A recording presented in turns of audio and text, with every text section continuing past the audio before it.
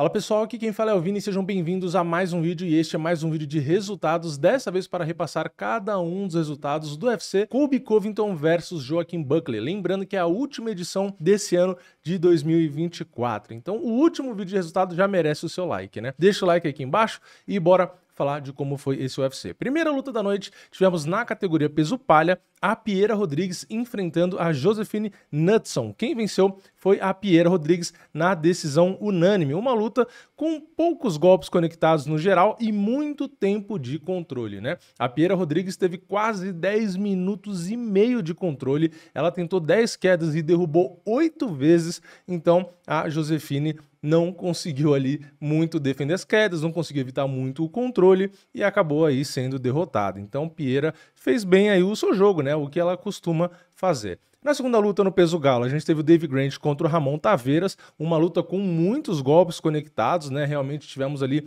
o Dave Grant com mais volume de golpes no primeiro, no segundo e no terceiro round, e ele acabou ali vencendo a luta também na decisão. Então, mais uma decisão aí, não tivemos tentativa de queda de nenhum dos dois. Na verdade, teve uma tentativa só do Dave Grant, que ele não conseguiu, e o Taveras nem tentou derrubar. Então, foi ali bastante trocação. Depois, na terceira luta, na categoria peso mosca feminino, tivemos Miranda Maverick contra Jamie Lynn Worth. Quem venceu foi a Miranda Maverick, também na decisão unânime, mais uma luta com muito controle. Aqui um pouquinho mais distribuído, né? Teve quase 7 minutos de um lado, que foi para Miranda Maverick, e 3 minutos, um pouco mais de 3 minutos para a Jamie Lynn. Então, foi uma luta também com pouquíssimos golpes conectados, muito tempo de controle, uma quedinha para um lado, duas quedinhas para o outro, muitas tentativas de queda que não terminaram em queda, então mais uma luta ali, mais ou menos, e que acabou indo para a decisão. Depois a gente vai para o peso pena, Felipe Lima venceu o Miles Jones na decisão unânime, aqui uma luta mais legal, né, mais golpes conectados pelo brasileiro em todos os rounds.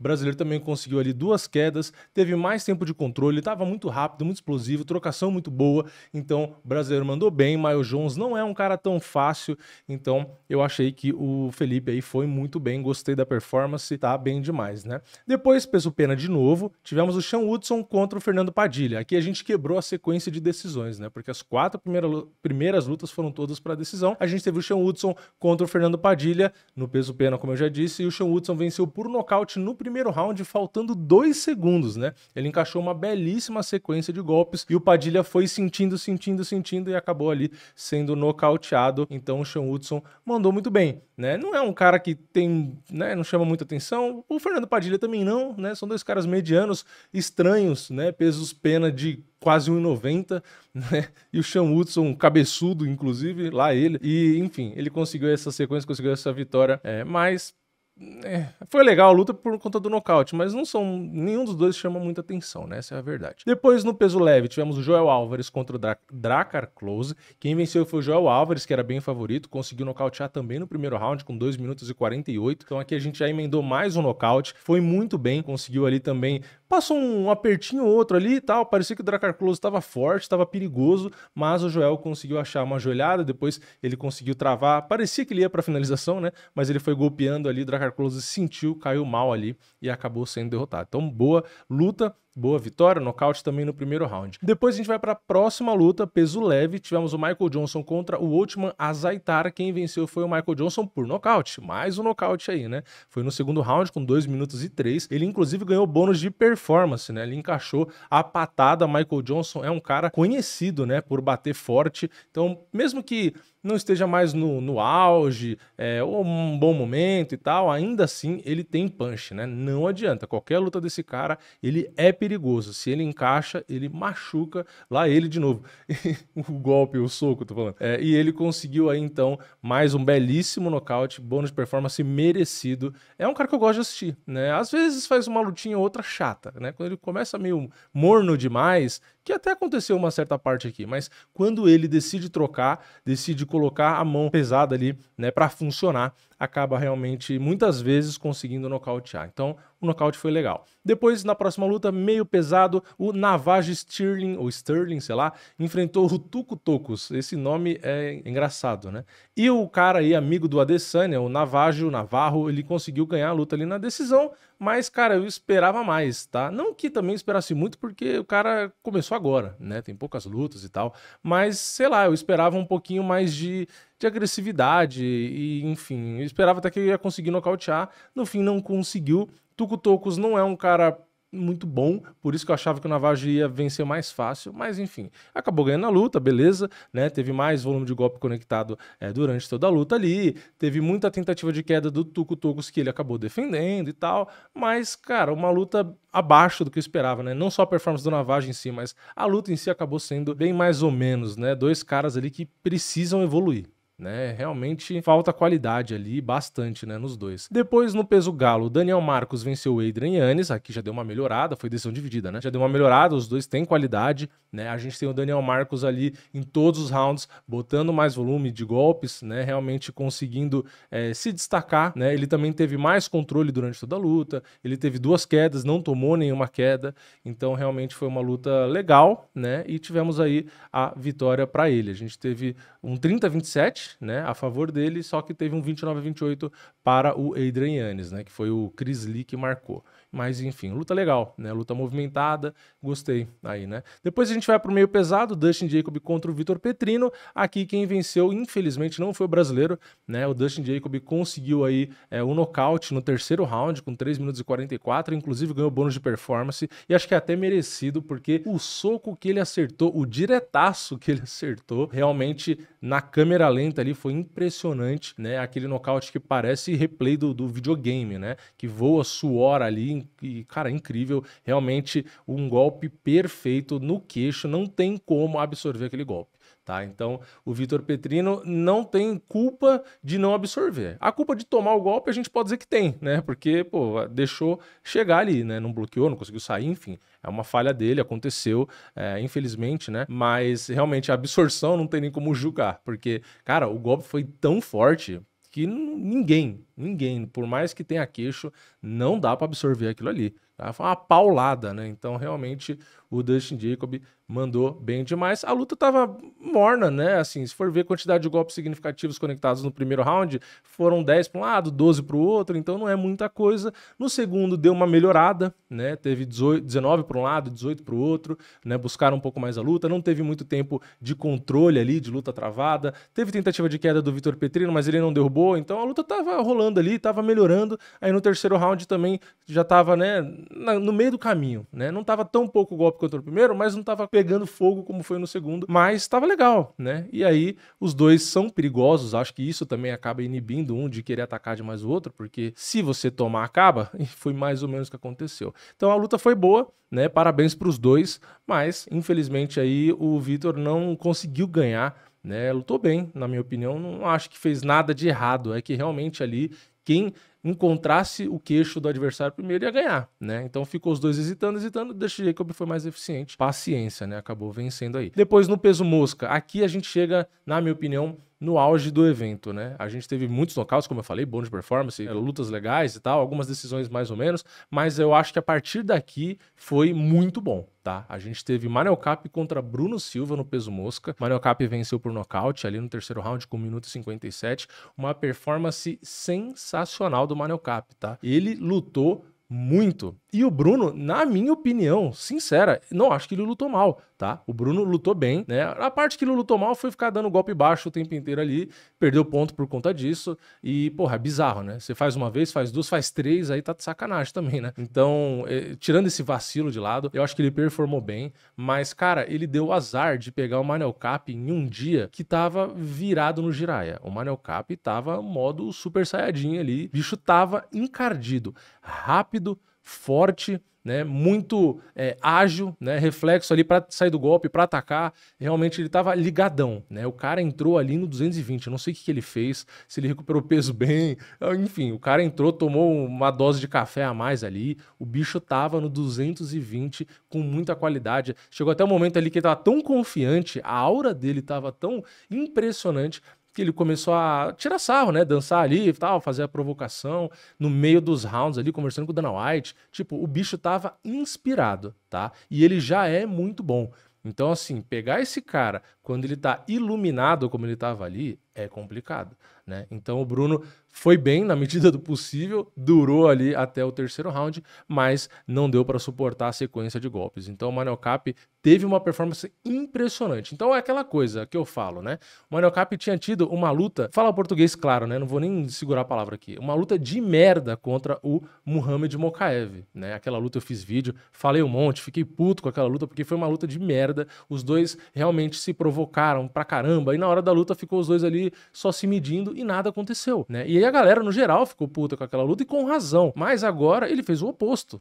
Tá? Então, quando é pra criticar, a gente vai criticar. Quando é pra elogiar, a gente vai elogiar. Então ele teve uma performance horrível, eu fiquei revoltado, mas com essa luta, na minha opinião, ele apagou completamente da minha memória aquela má performance. Se aquela luta com o Mokaev fez com que eu não quisesse ver ele de maneira alguma disputando o cinturão, depois dessa luta me deu vontade, né? Porque ele estava com sede de mostrar, não só de vencer, mas sede de mostrar pro público que ele tinha o que entregar. Então é isso que precisa. E depois na entrevista também falou bastante, provocou, xingou, então ele fez o pacote completo, né? Teve uma boa performance, foi muito bem ali na entrevista, no microfone, isso é muito importante, o UFC leva muito em consideração isso, porque isso acaba ajudando a vender, a divulgar, então faz parte, né? Não adianta só você lutar bem, você tem que ter a parte de despertar interesse no público.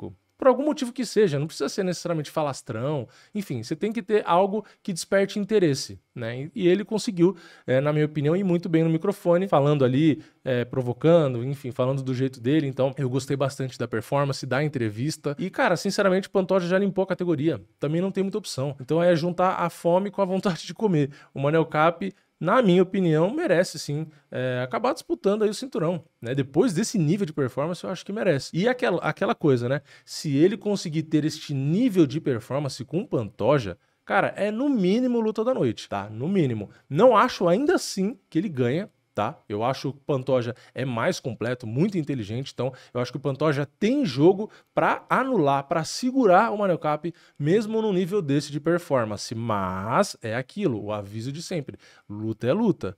Tá? Se o Pantoja não tá num dia 100%, se ele tá num camp, machuquei aqui, machuquei ali, e o Manel Kape consegue, por algum milagre, chegar nesse nível, é embaçado. Só que a gente não sabe se o Manel Kape vai manter esse nível, né?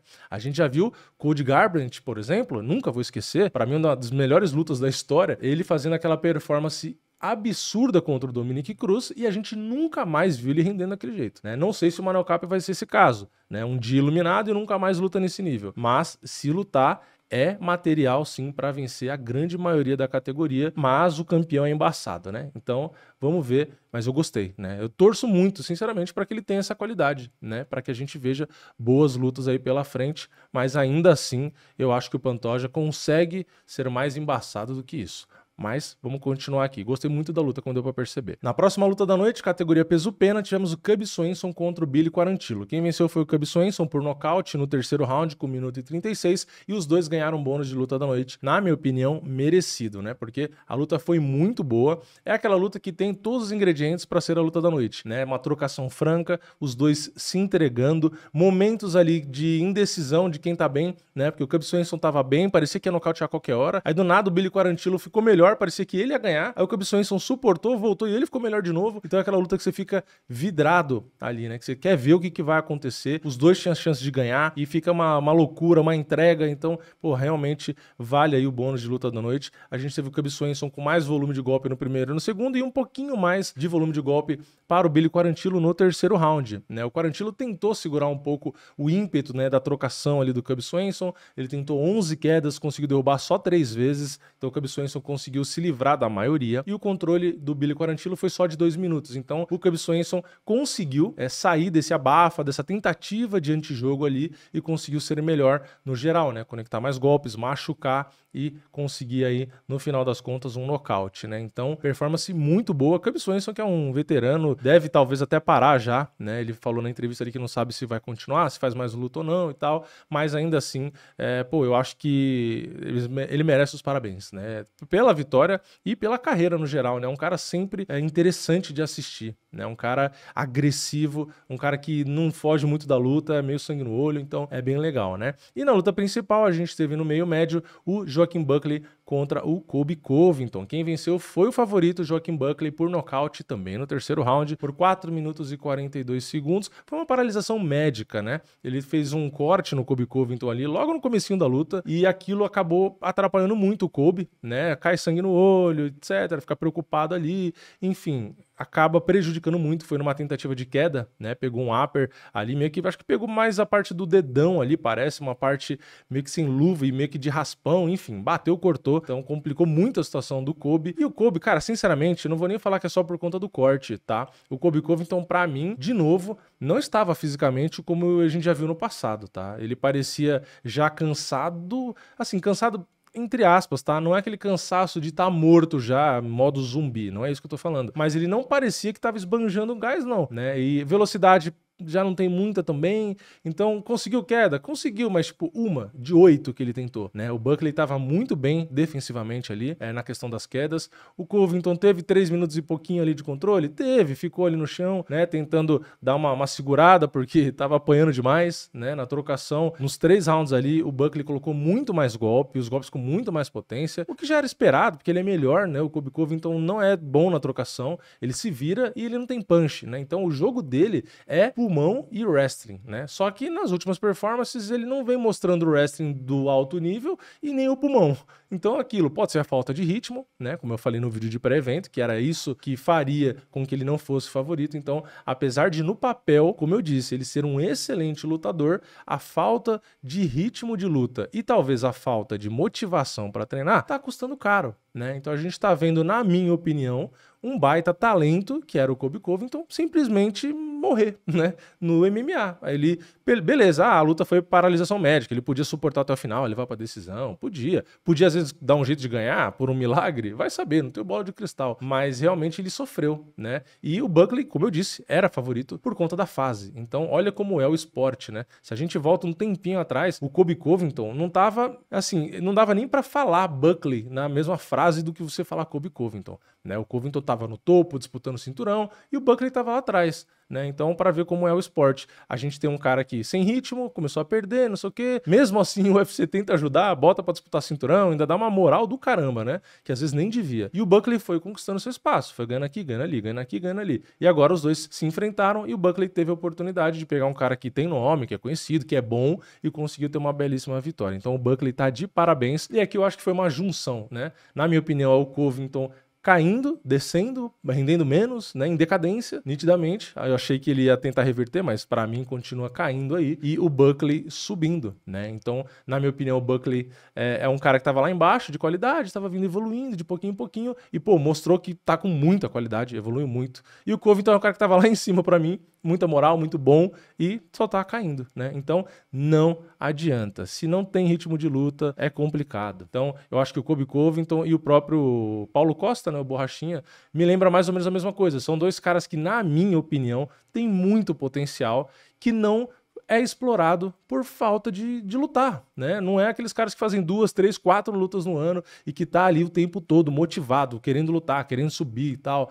Enfim, aí acaba realmente perdendo performance, porque tem outros caras que chegam com fome, né? Como o Buckley, por exemplo. Então, vitória merecida. O cara que tá fazendo bastante luta, que tá correndo, que tá procurando, que tá trabalhando, tem que subir mesmo, né? E o cara que não tá nem aí com nada tem mais que se lascar mesmo. Então, eu fico feliz com o resultado aí, né? Parabéns pro Buckley e o Colby Covington. Ou para, né? Porque se for para fazer uma luta agora só em dezembro do ano que vem, mas só ir render desse jeito, aí é mais só parar logo, né? Ou, sei lá, muda a chavinha na cabeça aí para se motivar, né? Eu continuo achando que no papel ele é um bom lutador e daria sim para ele vencer o Colby Covington, mas com o ritmo de luta e com essa vontade aí, sei lá, não boto mais muita fé nele não, né? Apesar de no papel ele ter excelentes qualidades, sei lá, eu já tô perdendo a confiança. O Buckley tá bem, mas na minha opinião o Covington poderia sim dar mais trabalho, né? Ele acabou sofrendo ali. Aliás, parecia até sinceramente que ele não era nem da categoria de peso do Buckley, né? Não sei se vocês ficaram com essa impressão, mas o Buckley é tão grande e forte ali que na hora da luta parecia que a diferença de força um com o outro, das pancadas na hora da trocação e tudo ali, o Covington parecia que era da categoria de baixo.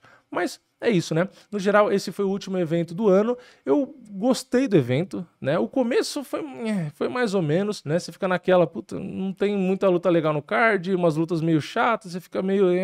Mas depois a gente acabou tendo um monte de nocaute, né? Então deu uma animada, né? A gente teve no total, foram 7 nocautes, né? Então, assim, não só os nocautes, mas as últimas lutas ali do card principal, principalmente as 3 últimas lutas, foram muito boas, né? Então isso deu um up ali. Então, no geral, pro card todo, eu acho que vale fechar o ano aí com um card nota 7, né? Por um card que, porra, ninguém esperava nada, né? Sem grandes nomes, né? Tipo assim, tinha grandes nomes, vai, o Colby Covington e o Buckley, o Manel Kape ali e tal, mas no geral era isso, não tinha muita coisa não. Então eu acho que 7 tá bom, né? Eu acho que se dependesse do card principal seria até maior a nota, mas o preliminar ali teve uma sequência de decisões e tal, então muita luta, né? Muita luta mais ou menos. Então saldo final acho que 7 tá bom. Para um card desse, eu acho que tá ótimo, na verdade. Mas eu quero saber a sua opinião. Comenta aqui embaixo, deixa o like no vídeo, se inscreve no canal, ativa o sininho e eu vejo vocês na próxima. É nóis, valeu, falou!